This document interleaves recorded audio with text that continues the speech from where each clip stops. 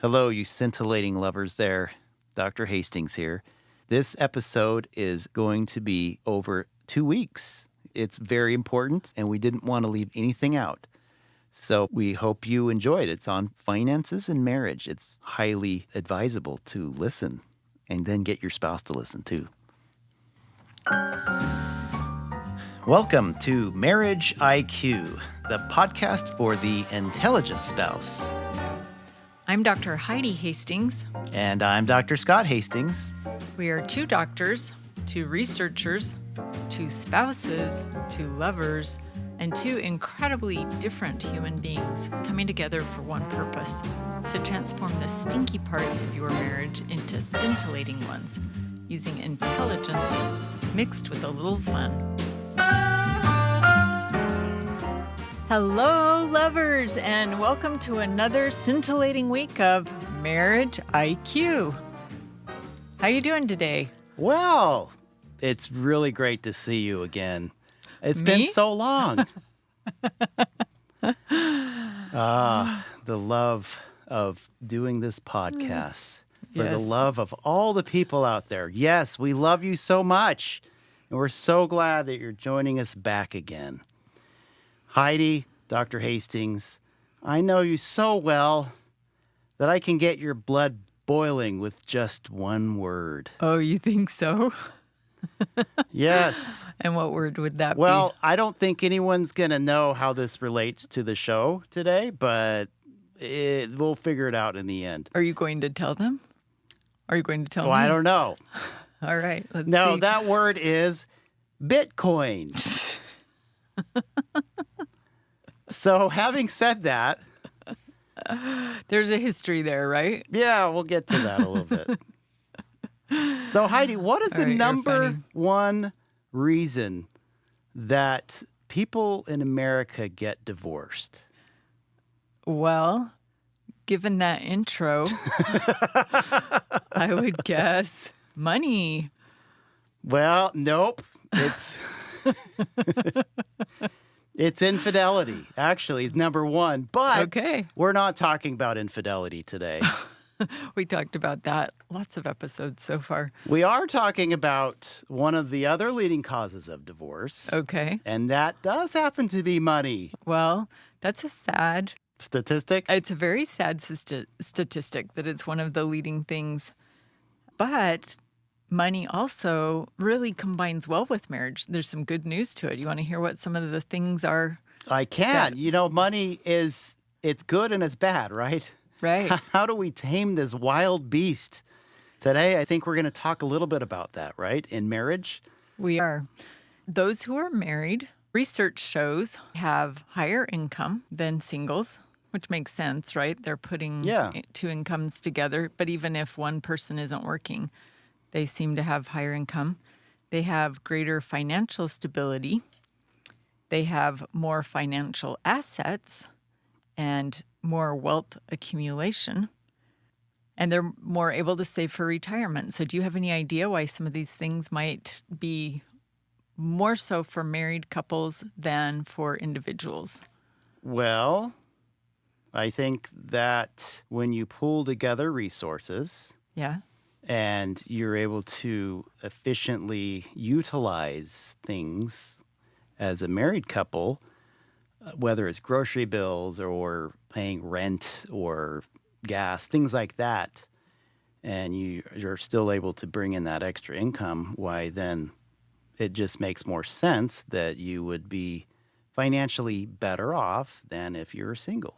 That's good, and that's true. There is one other element, though, and that is that a committed relationship allows two individuals to have more trust in investing together, in pooling those resources for long-term kinds of investments.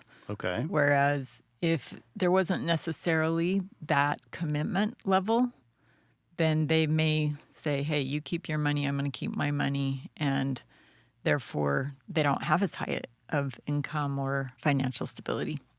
Okay. So, with all of those wonderful opportunities for wealth and for financial stability that come with being married, it seems like we're set, right? As a married couple, we can ride off into the sunset and enjoy life. Giddy up. Woohoo. Yeah. Wait a minute. What came first? The chicken or the egg?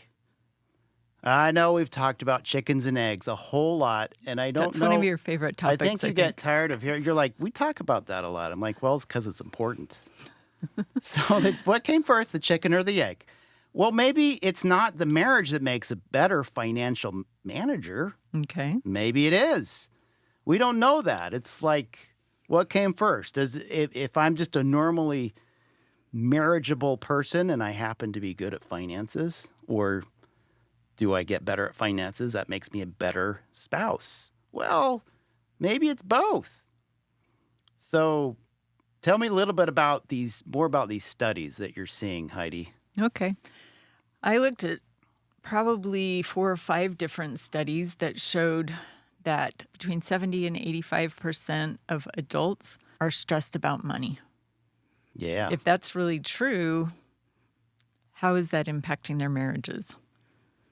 Some of the stresses that they're dealing with have to do with income or job security, inflation, which we're experiencing right now, credit card debt, saving for retirement. How are they going to come up with beyond living just day to day to save for those emergencies? So a lot of adults out there are really experiencing a lot of stress surrounding. I smell intentionality brewing. I would also like to add that there's a lot of financial stress for poor college students, for those newlywed couples, for those early in their marriage, or who've taken on the long haul of a graduate degree program or something like we did. We got married the last year of our undergrad, and then you had 7 years of med school and residency, and we were living below the poverty line. During that time and having children. So that can cause some stress. I mean, I could see how other people would think we're broke, but I didn't feel broke during the time. Those were some of the happiest days, right? Speaking about happy days, what I think it's important to go back, because we talk on this podcast about who we are, identity, our history, how we grew up. Like, we both had different views of money growing up, right? Right, we did. And so when we came to marriage, there was a lot of baggage or tradition or mindsets on both of our parts that influenced how we came together. Should we tell them a little bit about that? I think we should. I think that this plays a bigger role than people give it credit for when they come into a marriage. What their financial history is? Their history. Yeah. How did they grow up? Their parents, their siblings, how did they think about money? What did they do with money? How did they handle it? And then you put two people that might be very, very different about that. It can be filled with some problems. So for me, I'll tell about me, you tell about you. How's Okay. that? Okay. For me, I grew up in a family with 9 siblings, and my dad was a social worker and didn't make a lot of money. He had a lot of job satisfaction in helping people, but didn't make a lot of money. So we really had a tight financial situation. We grew a lot of our own food. We produced a lot of our own food. And we didn't take big vacations other than to go to family reunions every once in a while. So I had kind of finance scarcity mindset a little bit. And then combine that with my first marriage, where there was probably some, what's a good way to say it? Financial infidelity? Well, yes, some of that, but also some financial irresponsibility that really impacted my credit score. And I didn't know things that were happening that were going on. And so I had some baggage with that. Then also, after going through a divorce, there was a lot of internal pain and suffering that every once in a while would use a credit card to get something for myself, take a trip to visit a sister, or to buy music that made me feel better. Or, some of that is normal. But doing it on a credit card when I didn't have the means to pay back more than the minimum payment every month Oh, was probably not as responsible as I should have been, but, used it for helping me feel better. So maybe yeah. I not the think best some could coping. say like coping or self-care, right? Right. So that's how I showed up financially. That's my financial history. Tell them about yours. Well, like you were kind of in a lower, I suppose, socioeconomic household. Mine was probably upper, but not rich. Upper middle class. Probably upper middle class. Yeah. And I had 7 siblings, and we lived in a nice house. It wasn't like the biggest house or the best house, but we didn't ever have problems with scarcity, as Yeah. far as food scarcity, as far as clothing or anything like that. For some reason, I don't know. We're all different, quite a unique family, but I did kind of at an early age start thinking about financial responsibility. And I know we came together. There are already a lot of things that we both had to deal with because you came from a A first divorce Mm-hmm. with a daughter, and maybe sometimes finances were secondary. But I remember coming into the relationship thinking, we got to get these credit card bills paid off, right? Right. And We've got to have a budget. yeah, I don't know. Like, I always thought that you thought that was fine, but maybe you didn't think that was okay. No, I did think that was fine. It was just every month or every week. I can't remember if we did budgeting every week or every month at that point. But whenever you would talk about it, I would feel this immense shame and embarrassment that I had used credit cards to make myself feel better, to survive. And so I felt like we can't do fun things because we're going to get this paid off in 6 months. Like we are nose to the grindstone working hard to get that paid off. And so I felt a lot of guilt and shame about that. So, and that's interesting because I looked at it as you're just taking care of yourself. And it's part of my duty as the husband now to get it paid off. And I didn't feel that way. I didn't feel bad towards you at all. I just thought she needed this. Today's the first time that I've ever heard you say that. Well, I think That's really cool. That makes me feel like I wish that I hadn't experienced so much shame about that. look, you had to go through a lot of trauma with your first marriage. I just didn't want that to be continuing into our marriage, that kind of trauma. I figure whatever you did, it was for a good purpose. And look, when I look back at our first days of our marriage, I just remember just the wonderful. It was so wonderful. Like Yeah. everything was just bright and shiny.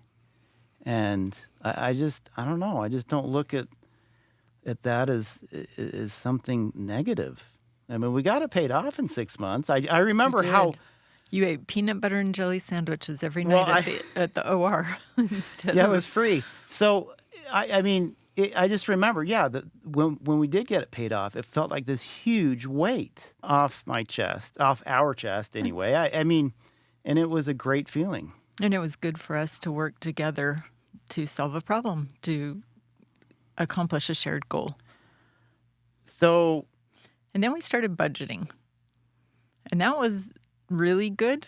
I don't think I think we did some in med school, but it wasn't.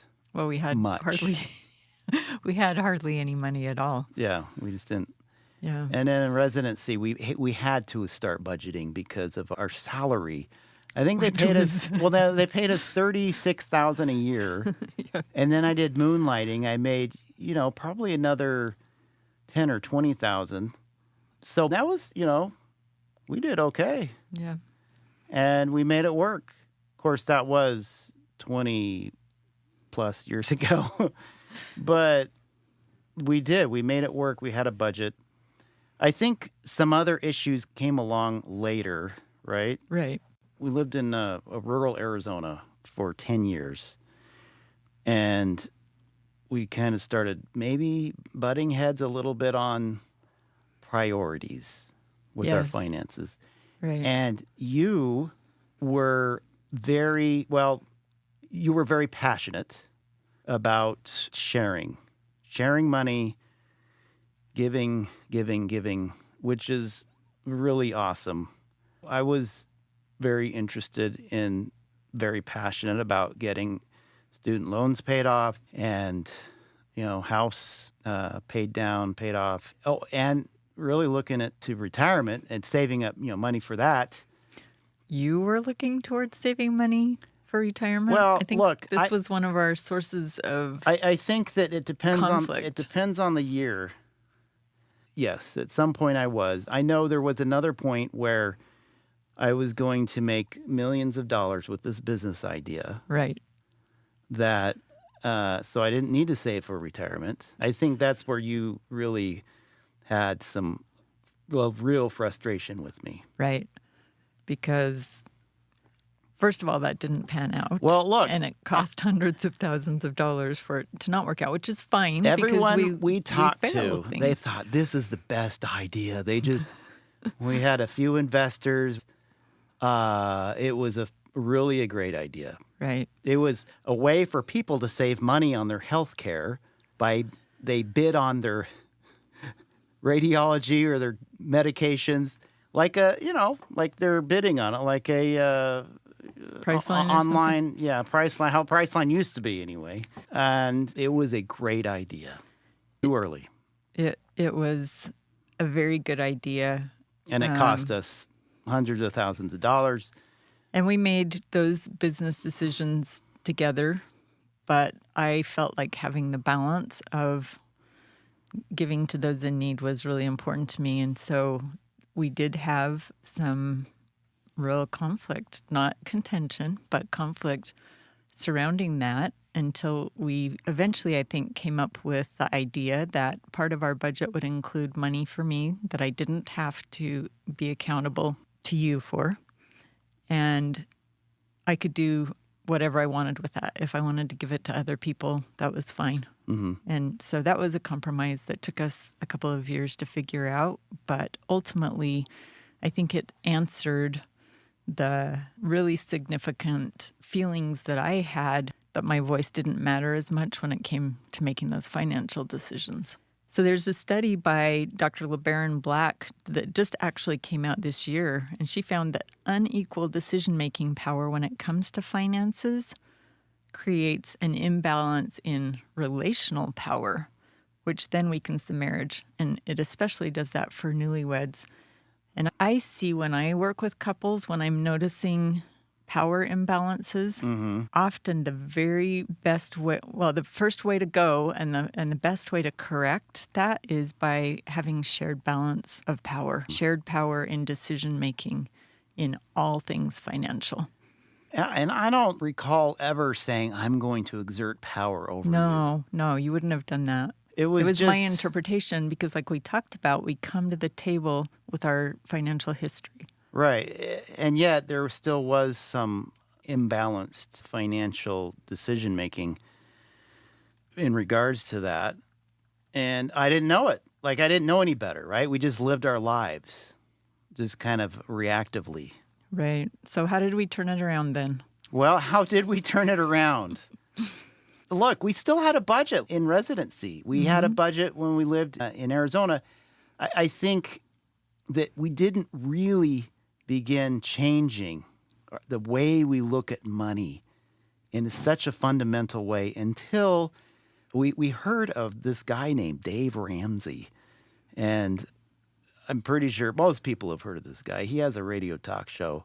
And he helped us by listening to him and by reading his books. And from that, when I read that first book, I can't remember the name of it now, but he said every dollar has to have a name. And that just stuck with me. It stuck with me for... Meaning it has to go in a category. Yeah, like you have to assign every dollar to something.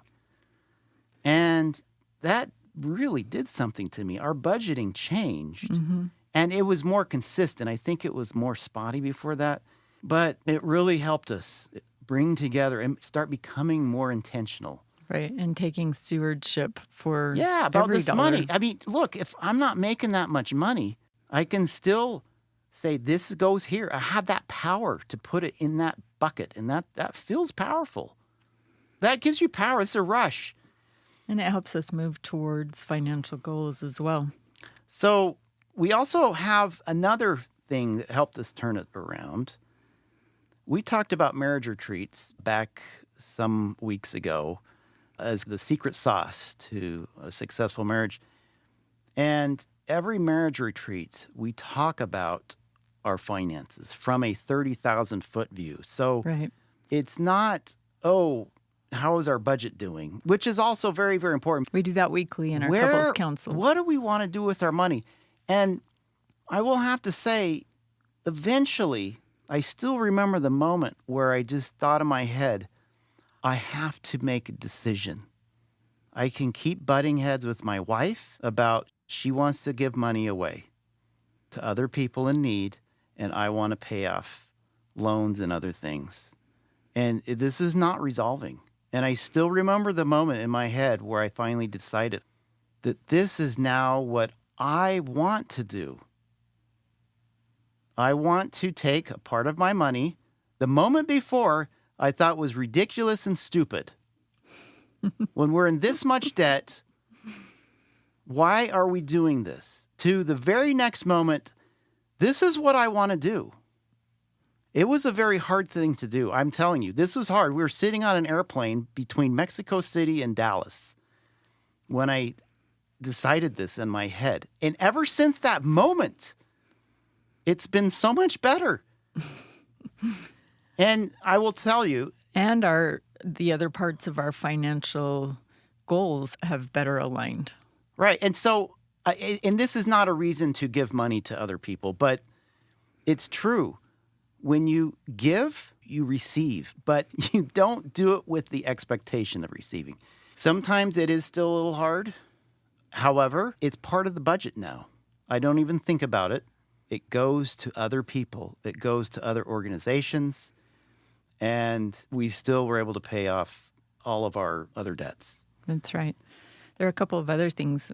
We did take a personal finance course together that taught us better how to work through all of the financial discussions Yes. as a team, work through it together rather than just one person being in charge of this. You used to be in charge of most of the creating budget types of things and then holding us accountable. I was more responsible for paying the bills. But when we started to do things jointly and have discussions on how to revamp things in a way that worked for both of us, that really is where we started to take off, I think. Yeah, that finance course. That was kind of hard, but it was also really helpful. You've looked at some research on financial things and satisfaction in marriage. Do you want to go through that? Sure. This is a compilation of a lot of different studies. Dew, Carol, Wickley are some of the biggest ones, and LeBaron Black. There are several others, but compositely, higher satisfaction in marriage is linked to better management of finances. And that includes budgeting, saving money, investing, being well insured in areas. That just helps people feel safe, and it allows them to have greater marital satisfaction. Little or no debt is another one. Being able to communicate together about finances, living within our means rather than spending every single penny that comes and overextending ourselves. Higher satisfaction is also linked with lower levels of materialism, meaning that we need things. Stuff. Yeah. On the other hand, lower satisfaction in marriage is linked to money when either one or both of the partners really values possessions. Things. So Getting the trend there. materialism had a negative association with marital quality, even when both spouses were unified in wanting things. So and both loving husband things. and wife want that We Porsche. have the same value. We have that value. But again, their marital satisfaction was lower if it was focused on things rather than experiences. To our audience, let me let you in on a little secret here.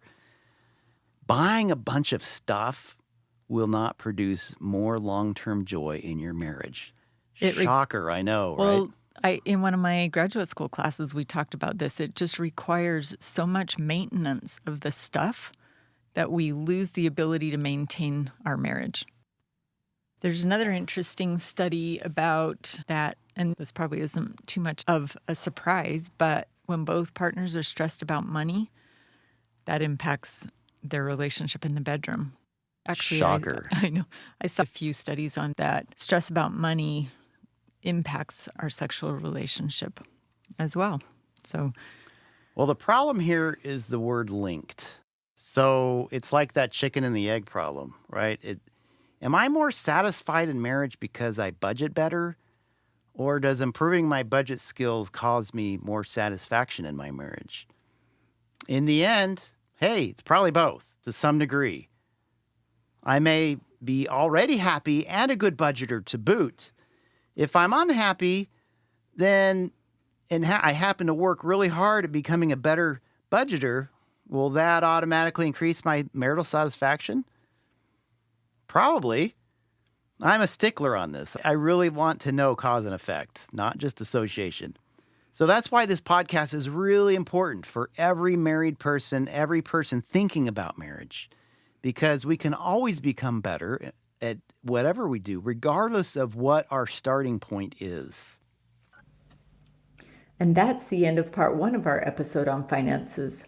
In part 2 next week, we're going to explore navigating conflicts over money, developing financial intimacy, and learning how to better communicate about our finances. Trust me, you're not going to want to miss this one. And remember, the intelligent spouse knows that to change from a stinky to a scintillating marriage first requires a change in themselves. thank you all for tuning into Marriage IQ. We hope today's episode has sparked some valuable insights. Remember, the conversation doesn't end here. If you get the chance, we'd love to have you leave us a review on Apple Podcasts, Spotify, or wherever you listen. It really helps us get the word out about Marriage IQ. Thanks again for listening. Keep exploring, and we'll catch you next time on another exciting episode of Marriage IQ.